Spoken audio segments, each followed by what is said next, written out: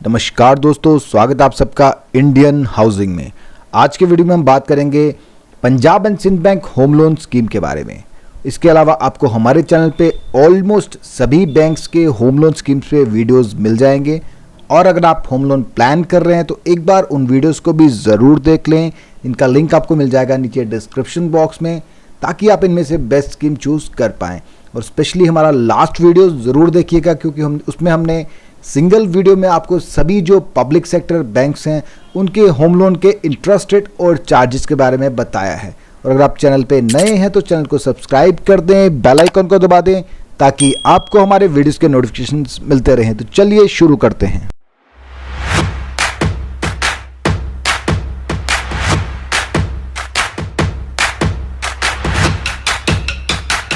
Home loan लेने की सोच रहे हैं तो एक बार चैनल पे अवेलेबल बाकी वीडियोस को भी ज़रूर देख लें और कंपैरिजन ज़रूर कर लें, क्योंकि लॉन्ग टर्म डील है। काफ़ी लंबी देर तक आपको इंटरेस्ट भरना है, काफ़ी मोटा इंटरेस्ट आपको भरना पड़ेगा।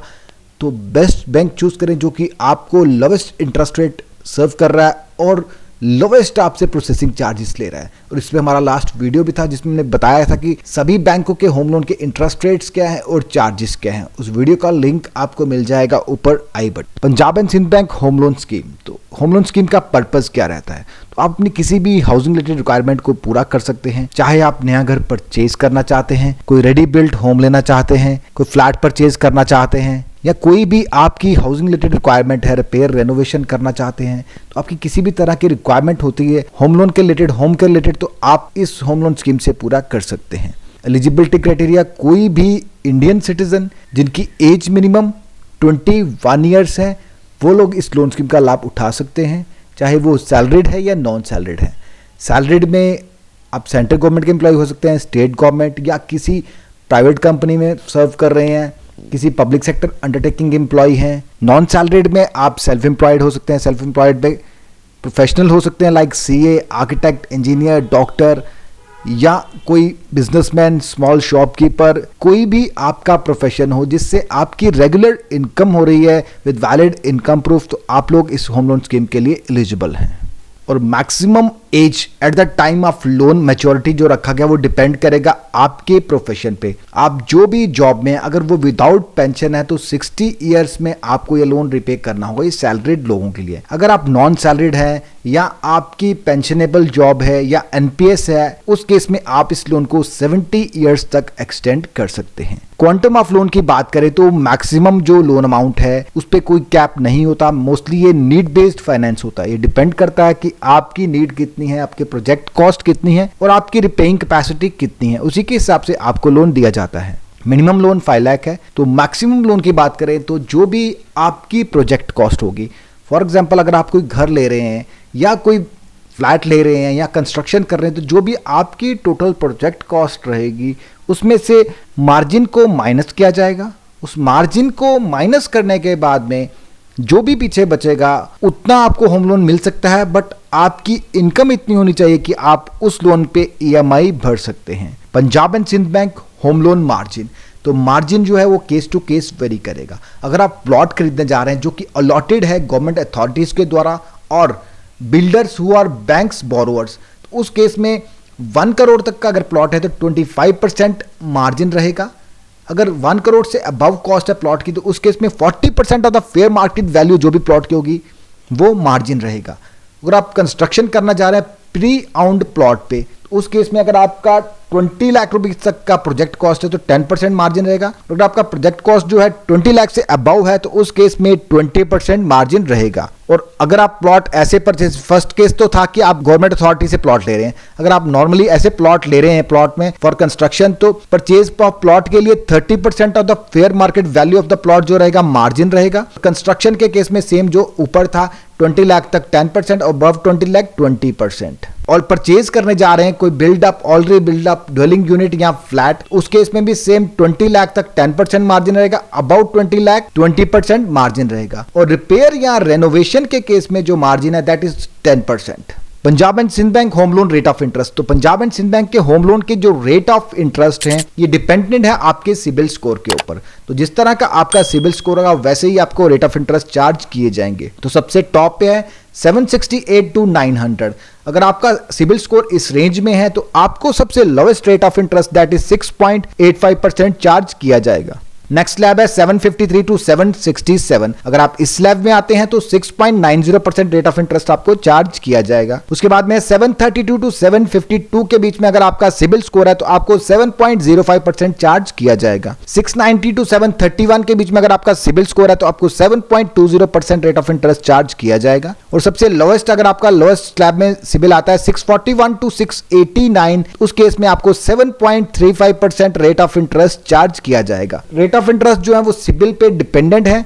जैसे जैसे आपका सिबिल अप जाएगा रेट ऑफ इंटरेस्ट जो है वो डाउन हो जाएगा। And this rate of interest are always subject to change. आप जब भी लोन लें लेटेस्ट रेट बैंक की वेबसाइट से चेक कर लें, जहां हमें नीचे कमेंट बॉक्स में कमेंट करके पूछ सकते हैं। Punjab and Sind bank home loan processing charges.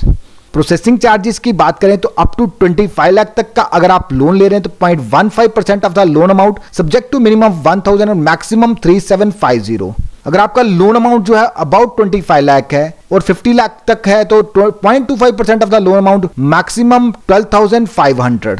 Loan above 50 lakh less than 75 lakh, 50 lakh से 75 लाख के बीच में अगर लोन लेना है तो 0.25% of the loan amount maximum 15,000। 75 lakh से ज्यादा का अगर आपको लोन का रिक्वायरमेंट है उस केस में 0.25% ऑफ द लोन अमाउंट है, बट इसमें कोई मैक्सिमम सीलिंग नहीं रखा गया है। तो ये डिपेंड करेगा आप कितना अमाउंट ले रहे हैं, उसी के हिसाब से अलग अलग स्लैब्स बनाए गए, उसी के हिसाब से आपके प्रोसेसिंग चार्जेस लिए जाएंगे।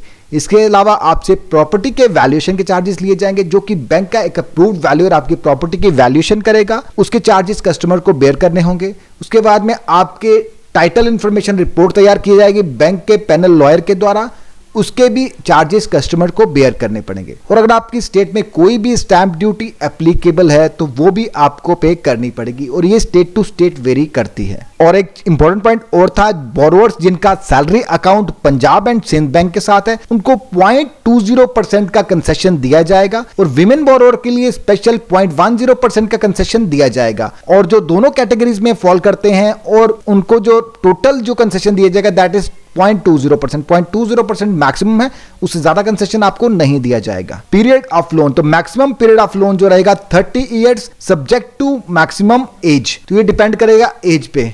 फॉर एग्जाम्पल अगर आप सैलरीड हैं विदाउट पेंशनेबल जॉब में तो आपको 60 इयर्स तक सारा लोन रिपे करना होगा। सैलरीड हैं विद पेंशनेबल जॉब और एनपीएस तब आपको 70 इयर्स का टाइम दिया जाएगा। नॉन सैलरीड है तब भी आपको 70 इयर्स का टाइम दिया जाएगा, बट मैक्सिमम सीलिंग जो रहेगी 30 इयर्स के ज्यादा आप इस लोन को स्ट्रेच नहीं कर पाएंगे। प्रीपेमेंट चार्जेस, हाँ यहाँ पे बहुत डिफरेंस क्रिएट हो जाता है, क्योंकि जो ज्यादातर पब्लिक सेक्टर बैंक्स हैं वो आपसे किसी तरह के प्रीपेमेंट पेनल्टी आप पे नहीं लगाते हैं, बट यही अगर आप लोन किसी प्राइवेट बैंक से लेते हैं तो वो आपको प्रीपेमेंट पेनल्टीज भी चार्ज करते हैं। और प्रोसेसिंग चार्जेस के लिए भी एक इम्पोर्टेंट अनाउंसमेंट है, जो लोग जिनका सैलरी अकाउंट बैंक के साथ मेंटेन्ड है उनको 50% तक का कंसेशन है, और बाकियों के लिए 25% तक का कंसेशन रहेगा। लोन सिक्योरिटी की बात करें तो आपकी जो प्रॉपर्टी होगी उसकी मॉर्टगेज की जाएगी। आपकी प्रॉपर्टी का इक्विटेबल या रजिस्टर्ड मॉर्टगेज जो भी पॉसिबल होगा वो किया जाएगा, और आपके टाइटल डीड्स जो हैं वो बैंक के पास रहेंगे जब तक कि आप सारा लोन रिपे नहीं कर देते। जब आप सारा लोन रिपे कर देंगे आपके title deeds as it is आपको लौटा दिए जाते हैं। Punjab and Sind bank home loan documentation, तो होम लोन के जो डॉक्यूमेंटेशन है वो डिपेंड करते हैं कि आपको किस पर्पस के लिए लोन चाहिए। पर्पस के हिसाब से ये डॉक्यूमेंटेशन भी वेरी करती है। फॉर एग्जांपल अगर आपको न्यू होम लेना है तो copy of allotment letter, buyer agreement और रिसिप्ट, अगर आपने कोई पेमेंट की है ऑलरेडी डेवलपर को तो उसके रिसिप्ट। रीसेल होम अगर आप पुराना घर ले रहे हैं तो उस केस में title deeds including previous chain of property documents, receipts of initial payment made to the seller, अगर आपने सेलर को कोई इनिशियल पेमेंट की है उसकी रिसिप्ट भी आपको देनी पड़ेगी, और एग्रीमेंट की कॉपी देनी पड़ेगी अगर ऑलरेडी एग्जीक्यूट हो चुका है तो। कंस्ट्रक्शन के केस में आपको टाइटल डीड्स देनी होंगी प्लॉट की, प्रूफ ऑफ नो इनकम्परेंसेस कि आपका जो टाइटल है वो बिल्कुल क्लियर है, किसी का और का कोई क्लेम नहीं है। कॉपी ऑफ अप्रूव्ड प्लान, अगर आपके लोकल अथॉरिटीज से जो भी आपकी लोकल अथॉरिटी है, म्युनिसिपल कॉर्पोरेशन है, उससे जो अप्रूव्ड प्लान की कॉपी है वो आपको देनी पड़ेगी। और आपका कंस्ट्रक्शन का एस्टीमेट कि क्या क्या कंस्ट्रक्शन करने वाले हैं, कितनी कंस्ट्रक्शन करने वाले हैं और कितना टोटल खर्चा करने वाले हैं, तो उसका एस्टीमेट भी आपको प्रोवाइड करना होगा। तो दोस्तों ये था Punjab and Sind bank home loan scheme. कैसा लगा आपको आज का ये वीडियो कमेंट बॉक्स में कमेंट करके जरूर बताएं। अगर आपको ये वीडियो पसंद आए तो वीडियो को लाइक करें, चैनल को सब्सक्राइब करें। Thank you for watching.